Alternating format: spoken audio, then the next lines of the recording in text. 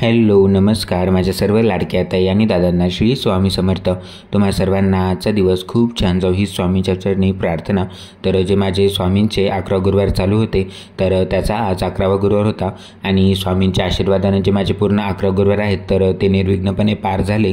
मंदामध्ये तसाच गॅप देखील पडला होता, म्हणजे जे गुरुवार माझे चालू होते तर मंदामध्ये माझे 2-3 गुरुवार राहिले होते, पण आता शेवटचा जो 11वा गुरुवार आहे तर तो देखील माझा खूप छान प्रकारे झाला।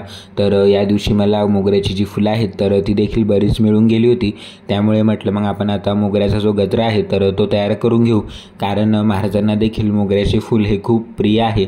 त्यामुळे मग मी सर्वात पहिल्यांदा जे मोगऱ्याची फुलं आणले होते तर त्याचा सर्वात पहिल्यांदा मी गजरा तयार करून घेतला। मला बरीचशी जी मोगऱ्याची फुलं आहेत तर ती भेटून घेतली, त्यानंतर मी त्यांचे जे हार आहेत तर ते सर्वात पहिल्यांदा मी ते तयार करून घेतले, कारण नंतर आता एकदा पूजेला लागलं तर मग आपल्याला सतत उठावं लागत नाही, त्यामुळे जे जे पूजेला सामान लागतं तर ते मी एकदाच एका जागी गोळा करून घेतो। त्याचबरोबर आता जे जे पूजेला साहित्य लागणार होतं तर ते देखील मी एकीकडे काढून घेतलं। जी पूजेची भांडी मला लागणार होती तर ती देखील मी काढून घेतली। त्याचबरोबर जी आंब्याची पानं म्हणजेच इकडे जी नागवेलीची पानं असतात, आपविड्याची पाने तर ती इकडे भेटत नाहीत, त्यामुळे जी आंब्याची पानं आहेत तर त्यांचाच मी यूज करत असतो पूजेमध्ये। आणि पूजा देखील आजची खूप छान झाली होती, म्हणजेच स्वामी महाराजांनी माझ्याकडून त्यांची जी सेवा आहे तर ती करून घेतली आणि मी स्वामी महाराजांकडे माझं एकच मागणं असते की माझ्याकडून जेवढी होईल सेवा तेवढी माझ्याकडून करून घ्या। त्याचबरोबर जर तुम्हाला म्हणजेच माझे मागचे व्हिडिओ बघितले असतील तर तुम्हाला माहिती असेल की मी जॉबला आहे आणि बाहेरगावी राहून मी या सर्व ज्या सेवा आहेत तर त्या करत असतो।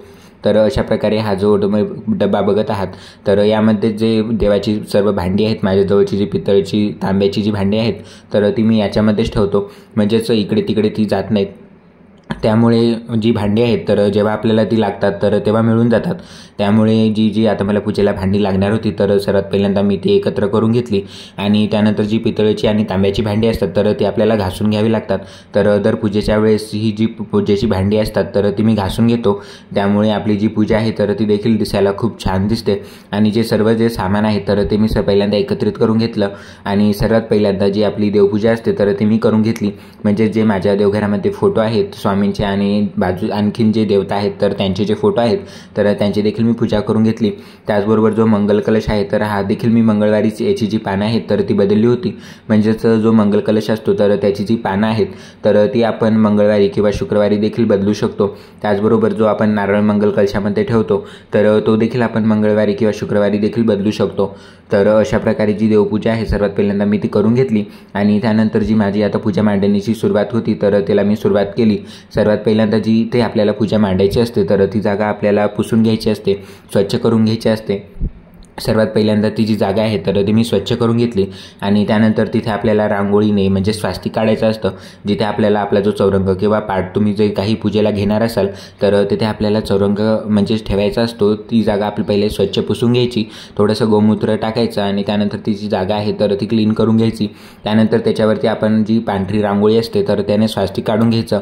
त्यानंतर मग त्याच्यावरती मी म्हणजे जे स्वास्तिक आपण काढलेलं असतं तर त्यावरती आपल्याला हळदी कुंकू टाकायचं। त्यानंतर त्याच्यावरती जो आता माझ्याकडे हा छोटा पाट आहे म्हणजेच छोटा चौरंग आहे, कारण मी आता बाहेरगावी असल्यामुळे बरेचसे सामान जे आहे तर ते मी ऑनलाईनच बोलवलं आणि घरून जास्त काही मी सामान पूजेचं आणलेलं नाही आहे, त्यामुळे अशा प्रकारे जे छोटे चौरंग आहेत तर तेच मी पूजेमध्ये यूज करतो। आणि आता देखील समोर देखील तुम्हाला पूजा म्हणजेच दिसतील माझे जे व्हिडिओ येतील यूट्यूब चॅनलवरती, त्यासाठी तुम्ही जर माझ्या यूट्यूब चॅनलला सबस्क्राईब केलेलं नसेल तर नक्की करा।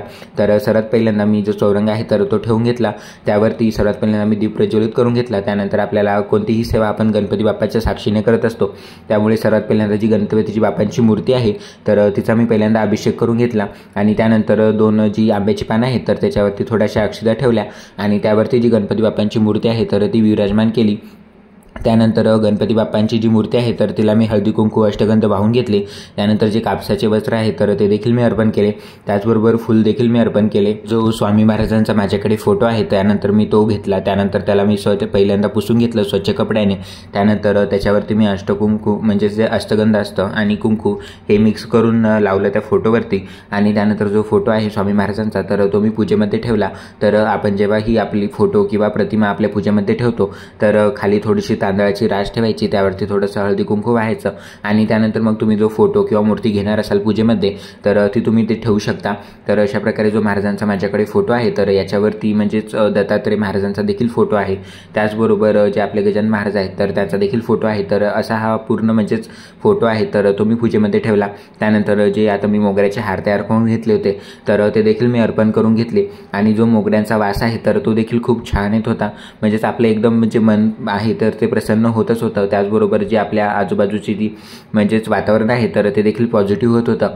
त्याचबरोबर जो कळस आहे म्हणजेच आपण जे 11 गुरुवार करतो किंवा 9 गुरुवार करतो किंवा महाराजांचे 21 देखील कोणी कोणी गुरुवार करतं, तर जो आपण कलश असतो तर त्याचा जो नारळ आहे तर तो आपण एकच ठेवायचा। तर हा जो नारळ आहे तर हा सुरुवातीपासून माझा एकच नारळ आहे आणि जो मी आता तांब्या पूजेमध्ये यूज करणार आहे तर हा ॲल्युमिनियमचा आहे, याच्यावरती जे अष्टगणपती कोरलेले आहेत तर हा तांबे मी आज पूजेमध्ये यूज करणार होतो। तर सर्वात पहिल्यांदा मी तांब्याच्या खालीच म्हणजे जिथे आपल्याला कळस स्थापना करायची असते तर तिथे आपल्याला तांदळाची रास टाकायची, त्यावरती जो तांबा आहे तर तो ठेवायचा, त्यामध्ये आपल्याला 1 रुपया 1 सुपारी हळदी कुंकू टाकून घ्यायचं त्या पाण्यामध्ये।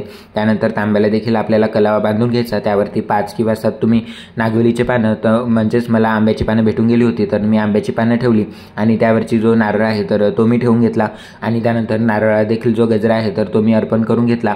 त्याचबरोबर जे काही आता पुस्तकं आता पूजेमध्ये आपल्याला लागणार होती म्हणजेच सर्वात महत्त्वाचं श्री स्वामी चरित्र सारामृत, तर हे आपल्याकडे ग्रंथ असायलाच पाहिजे, म्हणजे जेव्हा देखील आपण पारायण करतो महाराजांचे तर तेव्हा हा ग्रंथ आपल्याकडे असायलाच हवा, म्हणजेच याचेच आपल्याला पूर्ण 21 अध्याय वाचायचे असतात।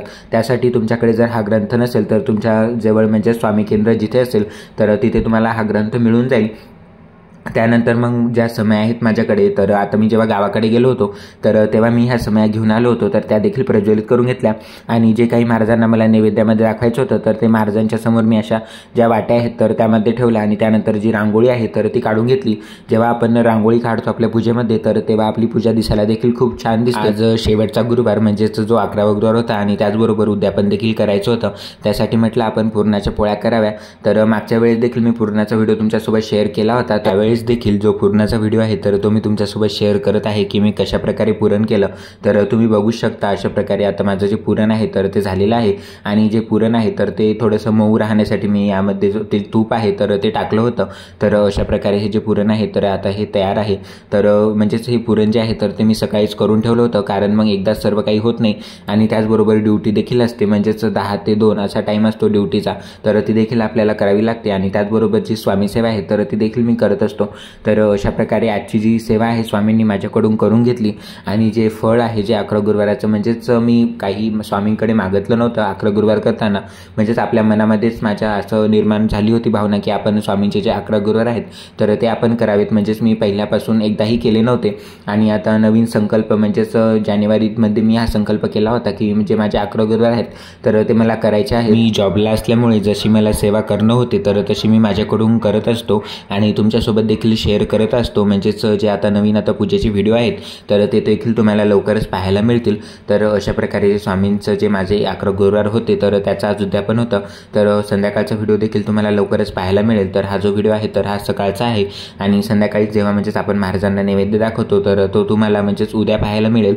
तर अशा प्रकारे जी स्वामींची सेवा आहे तर स्वामींनी माझ्याकडून करून घेतली आणि तुम्हाला देखील जर स्वामींचे 11 गुरुवार किंवा 9 गुरुवार करायचे असले तर तुम्ही कमेंटमध्ये नक्की विचारा। तर तुम्हाला माझा आजचा व्हिडिओ कसा वाटला कमेंटमध्ये नक्की सांगा। व्हिडिओ आवडला असेल तर लाईक शेअर आणि सबस्क्राईब करायला विसरू नका।